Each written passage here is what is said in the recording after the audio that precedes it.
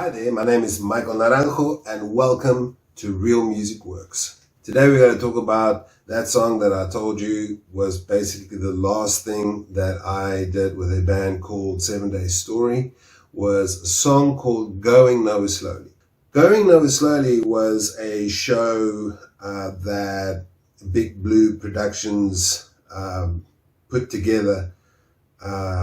David Daniel Moore being the director and the brains and the vision dude behind it.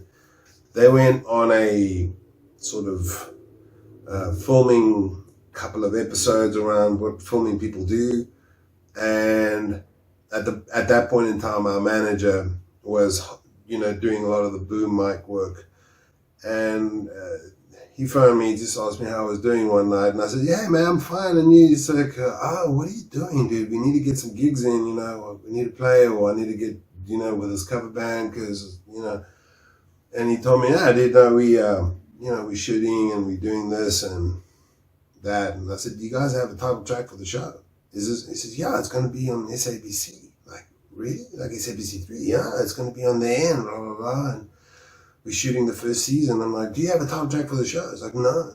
But the show is called Going Nowhere Slowly." And he gave me the mic with the director. I spoke with him, a relationship that I still have till today. Wonderful dude. He gave me that chance.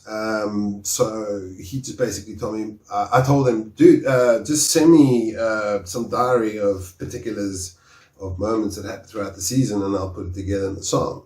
So at this point in time, I was teaching at a music school, and I had a little 6-track, multi-track digital recorder, Roland digital recorder of some sort.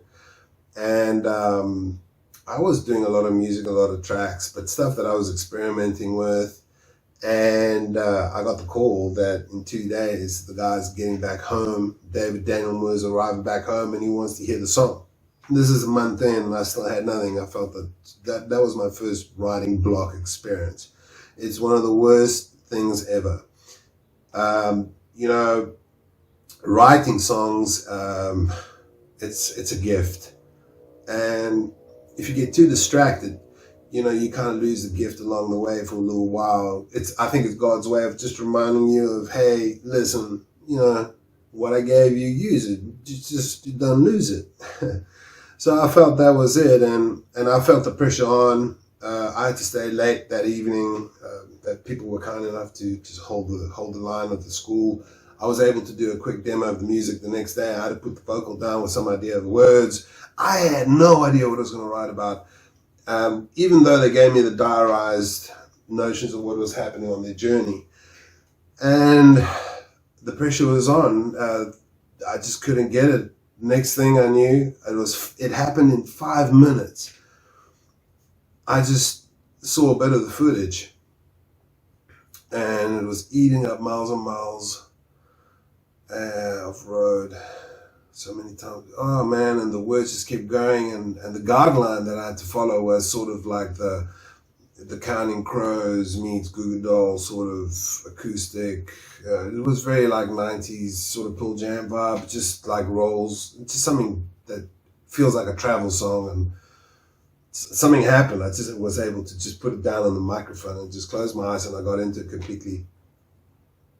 Doing that, I mixed the demo, immediately put it onto a compact disc or CD. And the next morning I was there at David's office and I gave him the song. He loved the tune. It blew my mind because I was like, oh my gosh, he likes the song. And I'm like at a point where, hold on, this song actually really sounds cool. I love the direction where it's going. Had a lot of acoustic feel. Mike Horn played on the drums. That was a phenomenal time when we took that, when we were given the budget to actually do the song. We went to Paris, the San Jose Paris Studios or Paris Studios in Fishhook, and we went back there, and we did various versions of the songs, little TV slot versions, 10 seconds, 30 seconds, 15 seconds, all of that, and it was a wonderful time. And concerning registering your songs, I would really recommend that, because that was one of the first songs I registered that actually came back with phenomenal amounts of financial advances, which I didn't expect that, and it saved me out of a lot of trouble. getting paid twice out. I mean, it was on national television. It was every Sunday. I think it was 6:30 or 7 o'clock, boom. And the whole country's watching the show. People know the song. People singing the song on Monday mornings. People used to speak about the show. They used to speak about the characters in the show. And it was unscripted, they would just literally go in, tell a story of what's happening in this town, hit into the next town. And it was amazing. Stand-up comedian, I believe, was Kurt Schoonrod on that thing, in a big red car with company. And it was just, this show went for like 8, 9 seasons, and it still gets repeated till today, there's nothing happening with the payouts. For some reason the broadcasting agency is just, they're still using the show, which is and the song still gets played, but there's no financials happening. And the South African Rights Music Organization, SAMRO, goes to these people and say, hey man, you've been playing this tune. And they're like, yeah, but we can't pay, we don't have money. Struggle with the South African Rights Music Organization as they, walk into a brick wall. And there's a lot of artists that haven't been paid, man, until today. I'm one of them. But that's just how the music works, doesn't it? No. It's one of the most inconsistent consistencies that is in life for an artist who's involved in music. But besides that, with David Daniel Moore and myself and company, we were able to put a really cool song together. Just a word of advice: one day when somebody wants your song, you make sure that your paperwork's ready with everybody else who is involved. There was a huge chunk out of the percentage taken out for just a line that wasn't even... so people were earning money out of the song that just would drop maybe 2-3 sentences in, and then 30% of that is quite a lot. So I would say if you wrote, like a chorus and a verse and maybe an intro, that suffices 30%. So always make sure when you're writing with people, when you are involved with people, when it does come to publishing, that all those things are squared out. If it's a good publisher, 30% is really worth it because he's shopping your catalog. Total different story. Someone that really pushes your songs and defends you and defends your integrity, that's wonderful to have a publisher that really believes in your interests as a singer-songwriter. In my case, I'm also a content provider, content producer. But coming back to going slowly, I ended up not even being at the launch because we got this opportunity to go and play in Dubai, this cover band. It was really good money and I really needed to get out because at that point in time I was getting divorced.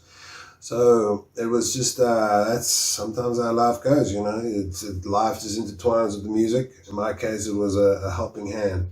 At that point in time, the cover band really justified its existence because it was something that I needed. And I realized that, all the novelty is only seasonal, but music can work. And this is how I believe that at this point in time, when the band fell apart, it got to a stage where I got to rehearsals, and my drummer was fired for being a little bit late, but this guy was teaching at another place. So, people got lives, it's a city, people started taking, make sure, another major lesson is that make sure that you have the saying of who's in the team and who's not in the team, and not any manager. Manager's supposed to manage the various operations that's going on to make sure that the machine keeps going with an agreement that suffices and that keeps the manager happy with his percentage of incomes, but also with the due respect with the people that actually the manager's working for. So it came to a point where I really believed that it was pretty much done. So I just walked out of rehearsals when this new drummer pitched up, and I said to my drummer at that point in time, who did the Going Nowhere Slowly song with me, Mike Horn, I said, man, I'm out. He's like, what did you? I'm like, yeah, I'm leaving 7 Day Story. I'm out. He's like, why? But this song was just like, could have blown up for us, right? You know, I was just very soft and immature to deal with it. So I went overseas and started making and bringing my life back together, going there for 2 seasons and coming back. And yeah, that's how real music works. Make sure that you're in charge of what you're doing. This is Michael NARANJO. Don't forget to subscribe, follow us online, do your thing. Please do your thing. Focus.